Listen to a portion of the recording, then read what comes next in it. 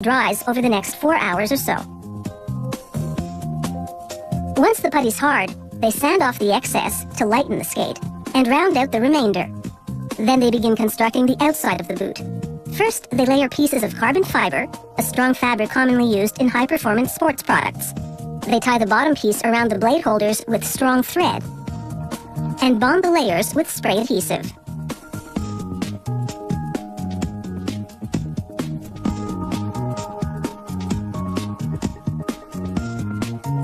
Next, they slip a plastic bag over the boot, tie off the ends, and vacuum out the air.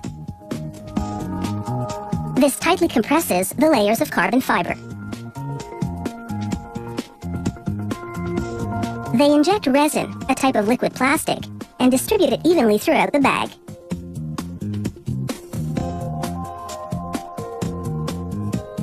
The resin impregnates the carbon fiber.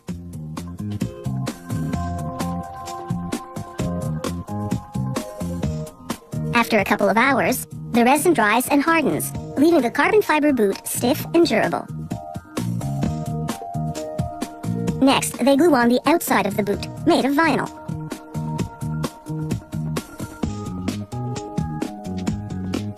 Once the glue dries, they remove the plaster mold and stitch the vinyl in place.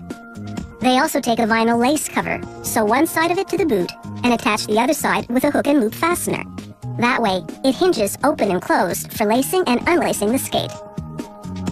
The final step is to attach the inline wheels or steel blades to the blade holders.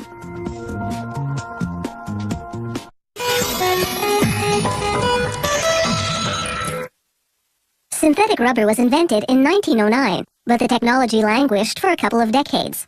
A shortage of natural rubber during World War II spurred its development.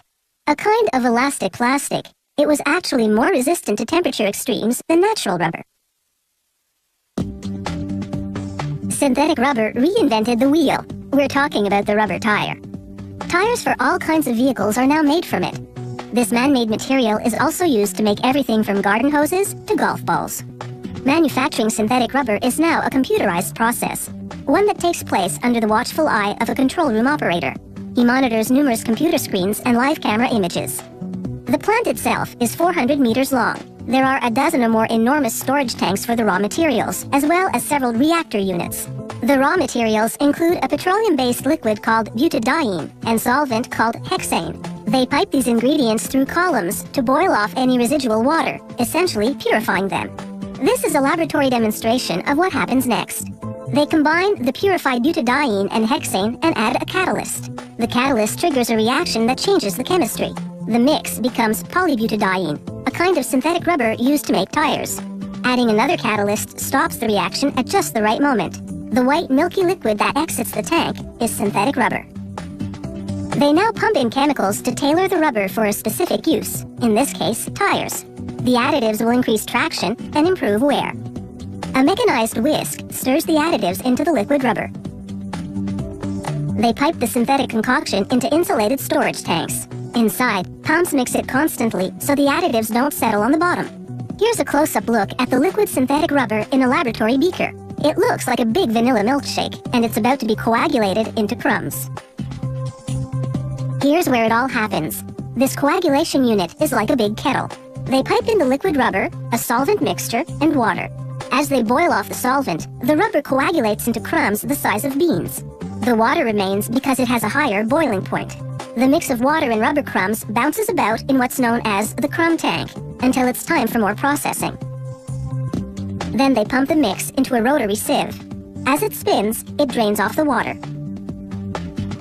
They add more water to cool the rubber crumbs.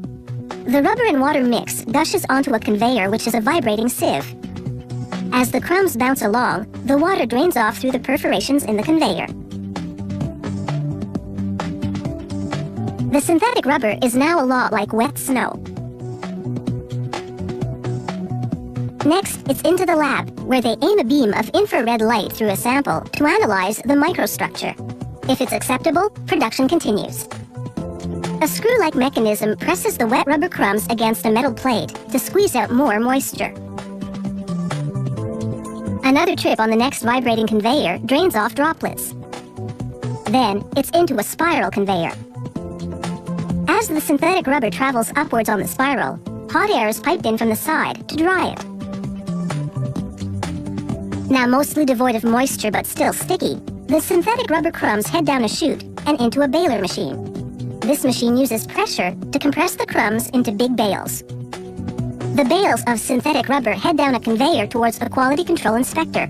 This inspector examines them for imperfections. Once he gives them the okay, they head to the packaging station. As they travel through a curtain of plastic film, machinery heat seals it around them. These bales of synthetic rubber have taken about 6 hours to manufacture.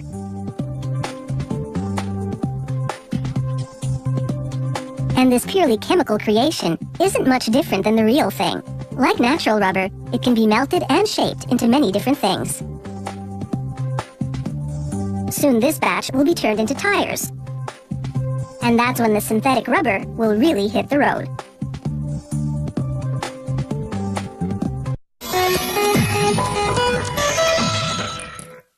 Cocoa beans are the primary raw material for making chocolate. They come from the fruit of the cocoa tree, native to Central and South America. The ancient Mayans would grind them up to make a special beverage for marriage ceremonies and other rituals. Today, cocoa is cultivated in the rainforest areas of many countries in the tropics. These cocoa beans from Costa Rica were cultivated without the use of chemical fertilizers, pesticides, or fungicides. Farming cocoa organically requires meticulous care and maintenance of the crop, along with grafting techniques to help establish disease-tolerant tree varieties. The farmer cuts a budwood, a young branch about to bud, from a healthy, productive tree and grafts it onto a sucker growing from the base of a tree which is either diseased or old and unproductive. She cuts a slot at the top of the sucker, then wraps a plastic strip around the budwood to hold in moisture until the graft takes. Next, she cuts a pointed end on the budwood and inserts it into the slot she made in the sucker. Then she binds the union and covers it with a plastic bag. Bagging protects the graft against two potential extremes, dehydration and excessive rain, which causes rot or fungus. If the graft takes, the union seals itself in a month or even sooner. Strategic pruning strengthens the tree and keeps it growing low and in a shape that's easy to maintain and harvest. Before long, flowers begin to bud and bloom. Tiny beetles pollinate the flowers, after which tiny pods, the tree's fruit, begin to emerge. The pods grow and gradually change color. When the color transformation is complete, they're ripe for harvest. There are many varieties of cocoa trees, with pods of different colors. It generally takes about 5 months from first blooms to pod maturity. Come harvest time, they collect only the pods which are undoubtedly ready. If a pod isn't fully ripened, the cocoa beans inside will be acidic and bitter. They carefully cut the pod stem off the branch without damaging the tree in the process.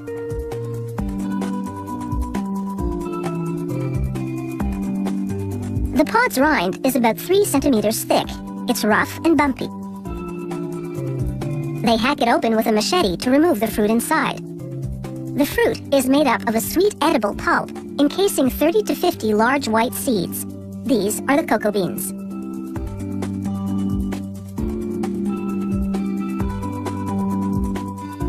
The beans and pulp go to the fermentation area, where workers lay them in boxes or heaps and cover them for 4 to 6 days. As heat under the cover builds up, fermentation kicks in. The natural sugars interact with oxygen, the pulp slowly breaks down, liquefies, and drains away. The color and chemical composition of the beans change, and they become less acidic and develop a chocolatey taste. The next step is to dry the beans. Workers spread them out on big trays and lay them out in the sun for about a week.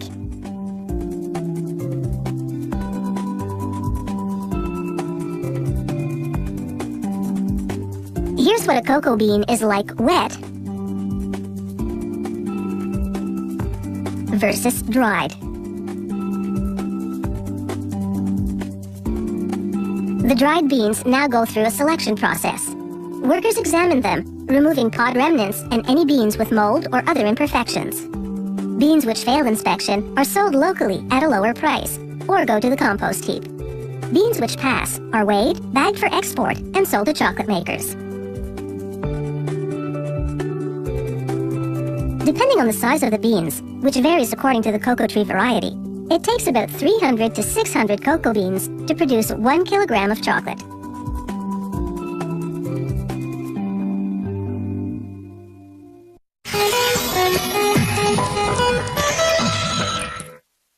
Chocolate owes its existence to the cocoa bean.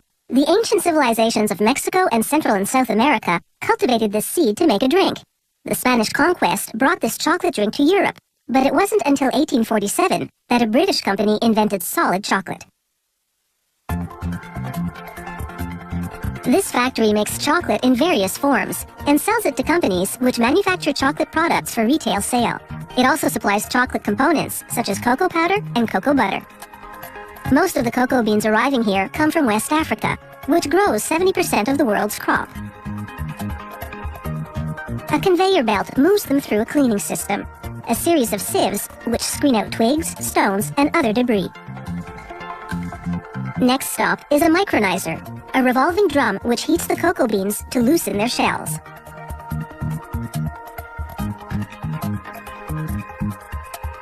Then they enter a shell-removing machine called a winnower. Inside, successive rakes drag the beans across screens, pulling off large pieces of shell. Then a vacuum sucks away the remaining smaller pieces. Removing the shell exposes the inside of the cocoa bean, which is called the nib. The factory will roast the nibs to develop their flavor. More than 50% of the nib is fat, which is cocoa butter.